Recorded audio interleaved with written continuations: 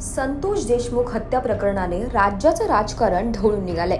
देशमुख यांच्या हत्येला 22 दिवस उलटून गेले तरी अद्यापही सगळ्या आरोपींना अटक करण्यात आली नाहीये. तर अजूनही 3 आरोपी फरार आहेत आणि त्यांचा शोध सुरू आहे. तर खंडणी प्रकरणी वाल्मिक कराडला अटक करण्यात आली आहे. या प्रकरणात वेगवेगळ्या नेत्यांकडून दररोज नवे आरोप प्रत्यारोप होताना दिसत आहेत. मात्र या प्रकरणात चर्चा सुरू आहे ती वाल्मिक कराड सरेंडर झाला त्या गाडीची. वाल्मिक कराड ज्या गाडीतून सरेंडर झाला ती अजित पवारांच्या ताफ्यातील होती असा आरोप शरद पवार गटाचे खासदार बजरंग सोनवणे, भाजपचे आमदार सुरेश धस आणि ठाकरे गटाचे आमदार अंबादास दानवे यांनी केलाय.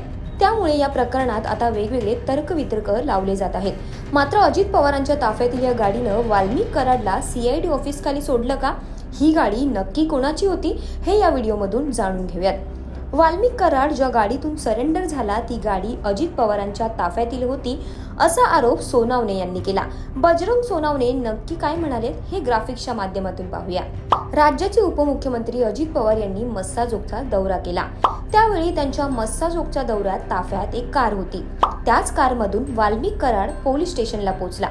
संशयित आरोपी वाल्मिक कराडच्या घरात थांबला त्याचाही तपास झाला पाहिजे अशी मागणीही सोनवणे यांनी केली आहे. तर दुसरीकडे वाल्मिक कराडनं शरण येताना वापरलेली गाडी अजितदादांच्या ताफ्यात होती असा आरोप सुरेश धस यांनी केलाय. सुरेश धस, बजरंग सोनवणे यांच्या आरोपानंतर अजित पवारांचं नाव या प्रकरणाशी जोडलं जातंय असं वाटतं. वाल्मिक कराड ज्या दिवशी सरेंडर झाला त्या दिवशी त्याला सोडायला आलेली गाडी ही अजितदादांच्या ताफ्यातील सफेद रंगाची गाडी होती आणि या गाडीचा नंबर होता MH23 BG 2231. मात्र ही गाडी अनिता शिवलिंग मोराडे यांच्या नावाने होती. शिवलिंग मोराडे ही बीड जिल्ह्यातील पाळीचे रहिवासी आहेत. मोराडे या धनंजय मुंडेच्या कार्यकर्त्या असल्याचं बोललं जातंय. संतोष देशमुख प्रकरणात धनंजय मुंडेंचे निकटवर्तीय वाल्मिक कराड यांचं नाव आहे. या प्रकरणात वेगवेगळे आरोप होत असताना अजित पवार मात्र गप्प का असा सवाल सातत्याने विचारला जातोय.